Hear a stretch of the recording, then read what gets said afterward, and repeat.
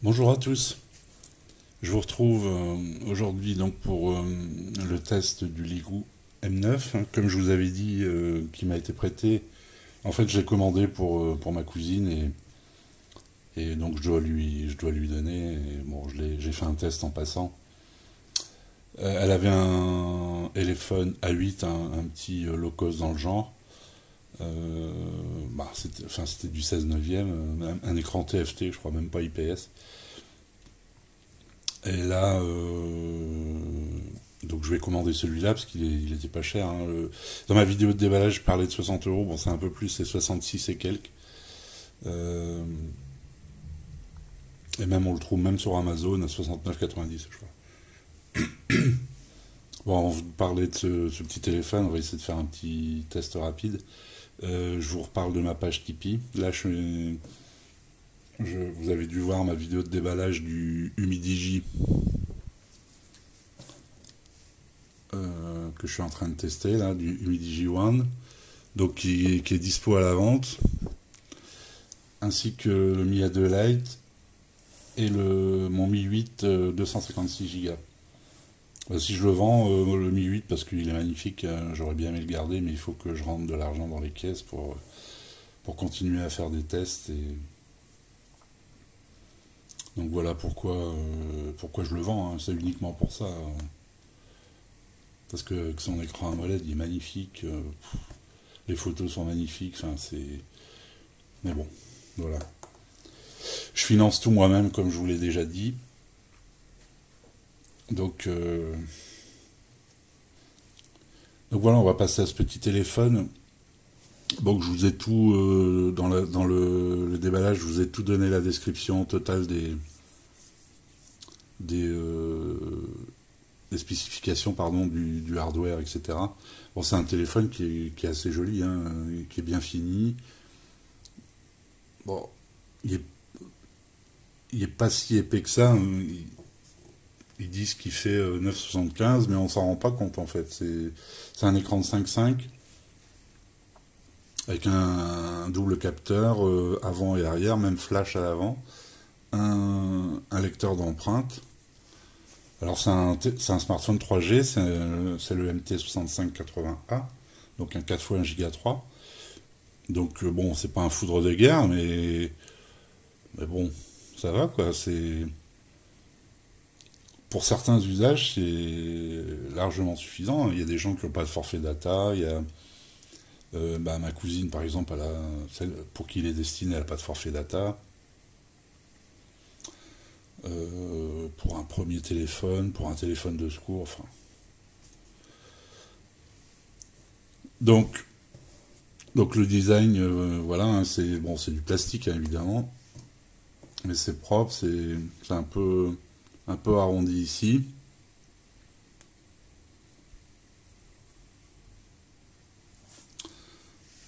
Alors, on va passer à l'écran. Donc l'écran, c'est un écran de 5,5 en 18 neuvième, en 1280 par 640.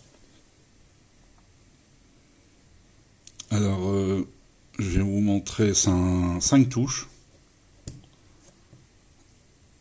Ouais, j'étais surpris quand même, c'est quand même un 5 touches. Euh, donc c'est pas mal. Il est quand même assez bien réactif. Je vais vous montrer quelques photos. Alors, est-ce que j'ai mis la rotation? Alors, portrait, voilà.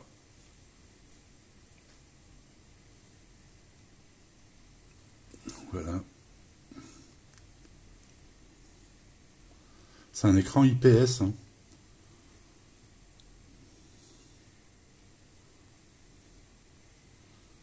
Donc c'est un bel écran. Pourquoi je quitte le... Je vais vous montrer une vidéo, celle que j'ai l'habitude de vous montrer.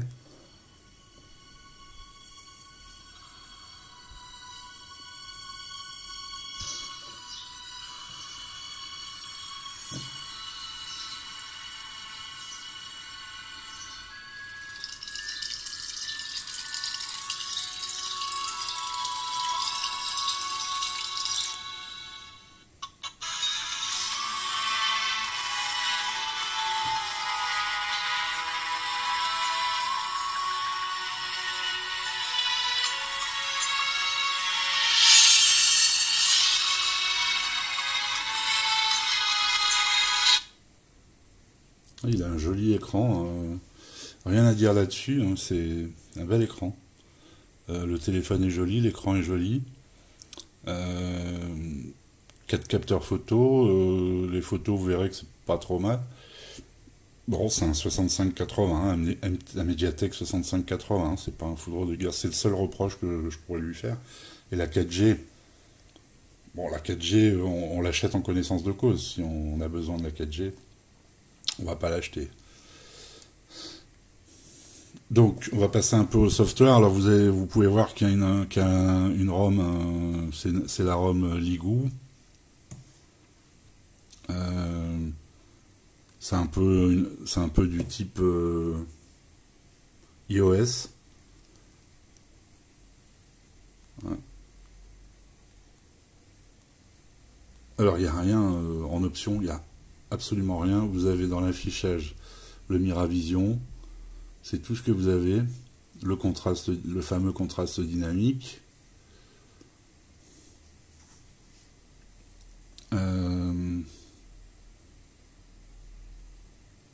Je ne sais pas si vous avez le réglage de température des couleurs. J'essaie de baisser un peu le... Voilà. Alors, est-ce qu'on peut régler...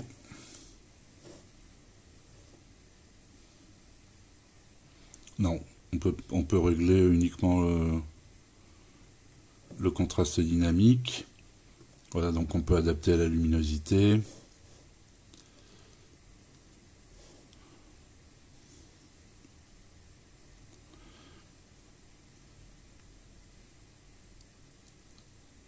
Alors, j'en étais où, moi? Je suis perdu. Donc, j'étais dans l'affichage. Donc voilà, adaptation de la luminosité, la veille. Ouais, l'autre fois je vous parlais du double tap dans le déballage, mais c'est pas le double tap, hein, c'est pour lancer la caméra. Un double tap pour lancer la caméra quand on est sur l'écran verrouillé. Voilà, bon, il n'y a rien dans la ROM, il y a du Raspeed, bon.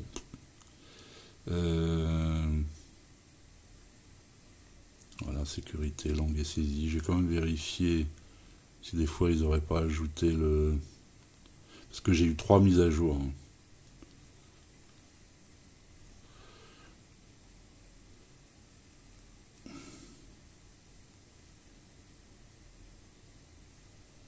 Pareil, vérifier votre smash, le vérifier, non. Donc il n'y a pas de Face ID, de Face Unlock. Il n'y a aucune option, on ne peut pas cacher la barre, on ne peut pas inverser les boutons. Voilà, c'est une ROM toute simple. Voilà, comme je disais, de type iOS. Alors, on a quelques réglages, on a accès à quelques réglages ici. On a 2 thèmes même. Je vais vous mettre le deuxième thème. On a les fonds d'écran, les gadgets, les effets de transition, et ici les paramètres. Donc on peut agrandir ou rétrécir les icônes. On peut sauvegarder sa disposition d'écran. Voilà. Bon, je vais remettre le thème. Donc dedans, on a les applications classiques. Hein. On a en plus, c'est la météo, InfoHub. Sinon, agenda, magnéto, horloge, radio. On a la radio FM sur ce téléphone. Gestionnaire de fichiers. On a une galerie. Voilà pour ce qui concerne la ROM. Je vais vous montrer les captures d'écran. Donc la dernière mise à jour, alors, le Google Play Store est certifié. La dernière mise à jour que j'ai eue tout à l'heure, c'est pas une grosse, c'est 19,8 mégas. Alors comme c'est écrit en chinois, on ne sait pas ce que c'est.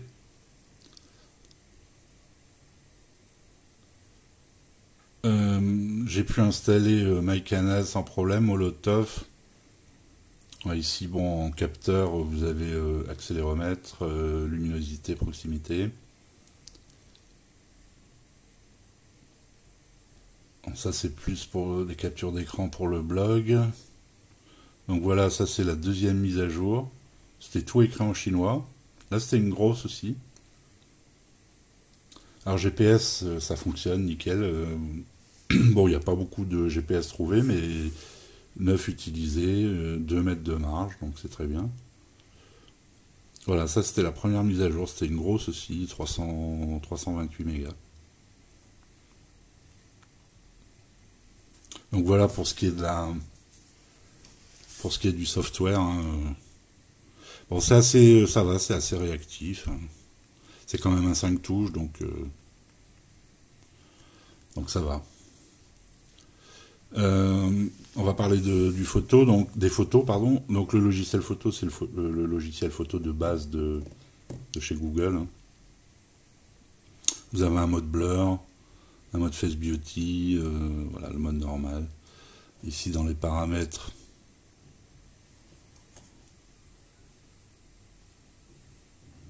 voilà 8 mégapixels hein, pour l'arrière. La vidéo c'est du Full HD. Full HD 30 fps. Donc voilà, rien d'extraordinaire. Je vais vous montrer quelques photos que j'ai prises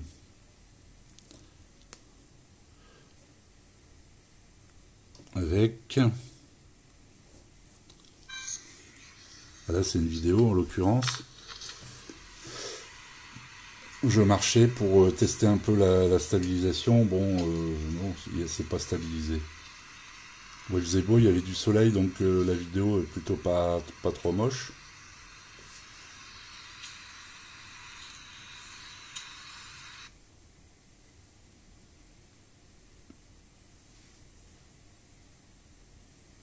Donc là, c'est un mode blur.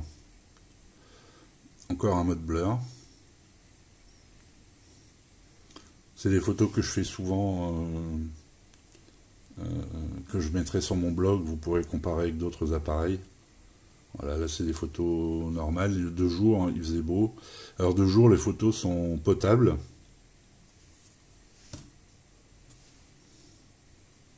De jour, c'est potable. Bon, par contre, dès que c'est la nuit ou le flash, bon là, la nuit, c'est plus la même. Voilà, là, les mêmes photos des fleurs que j'ai pris la nuit. Bon, c'est vrai que la nuit, vous ferez pas des photos terribles. Là, une petite vidéo crépuscule, je crois. On voit tout de suite que c'est moins terrible.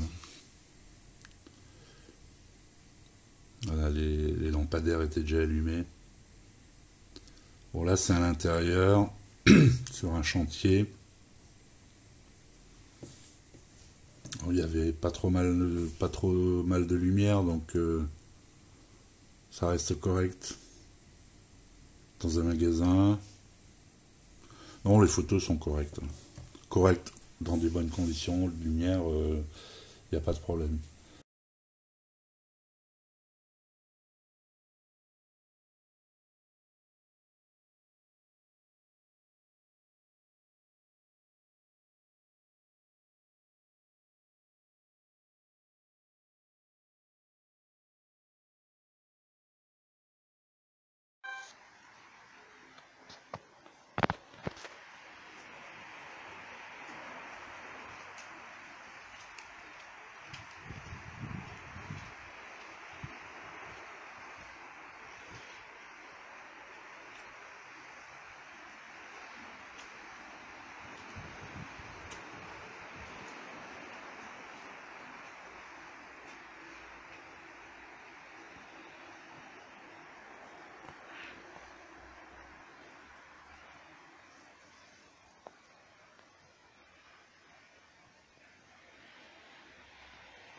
Bon, on fait rarement des photos de nuit. Par contre, le flash arrière, il est, Il est vraiment faiblard. Hein. Je sais pas, j'avais fait une capture, il me semble. Oui, voilà, ici. Voilà, on voit, c'est faiblard. Ah, je pense pas. Là, c'est un contre-jour. Bon, ça va. Il faut pas demander la lune non plus à ce téléphone.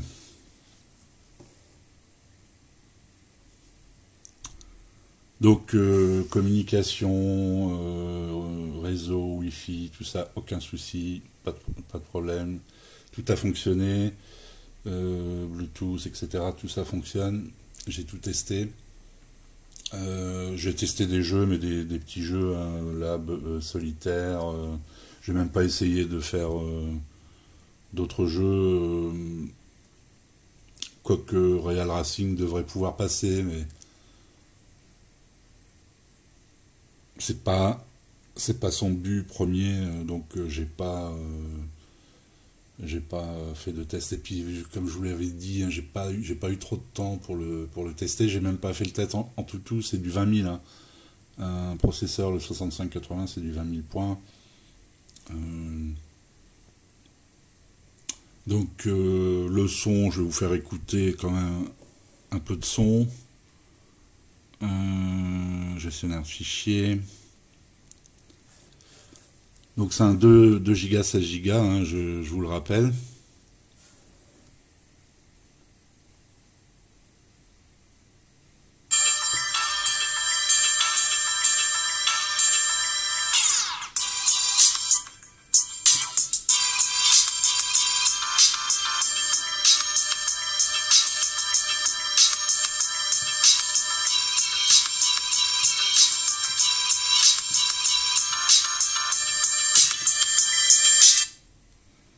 Bon, c'est un peu aigu, un peu criard, mais je veux dire, ça reste correct pour un téléphone à 66,14 €, je crois.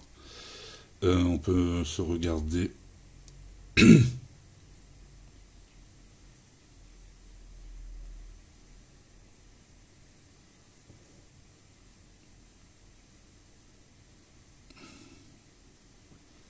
sais pas sur. Ben voilà ma vidéo du déballage de. Bonjour à tous.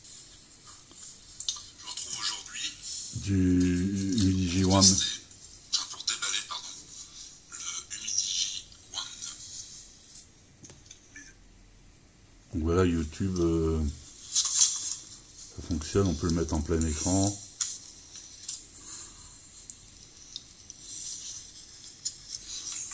Vous voyez que la barre se cache dans certaines applications. La barre de menu se rétracte. Bon ben voilà, alors l'autonomie ici, oui, c'est une batterie de 2850 mAh, donc comme c'est un écran qui n'est pas en Full HD, qui est en HD, c'est un 6580, vous devriez pas devriez tenir la journée sans problème, même plus que la journée, avec cette batterie. La journée tranquille. Donc voilà, je crois qu'on a parlé un peu de tout. Le GPS, je vous ai montré. J'avais rien de spécifique à vous dire. Je vous ai parlé des 3 mises à jour. Bon, de toute façon, je ferai un article sur mon blog. Je mettrai toutes mes captures d'écran, tout ça. Si en complément de cette vidéo, vous voulez plus de renseignements techniques, vous verrez toutes mes photos, etc. comme d'habitude. Voilà, je vous remercie de m'avoir suivi. Mettez un pouce si vous avez aimé la vidéo. Abonnez-vous, partagez. N'oubliez pas ma page Tipeee. Il y a 3 téléphones à vendre à des prix canons. Voilà, je vous retrouve la prochaine fois. Ça devrait être pour le test du... À moins que d'ici là arrive mon Redmi Note 6 Pro que j'ai commandé. Sinon, je vous retrouve pour le test du Humidigi One. Allez, à bientôt. Ciao.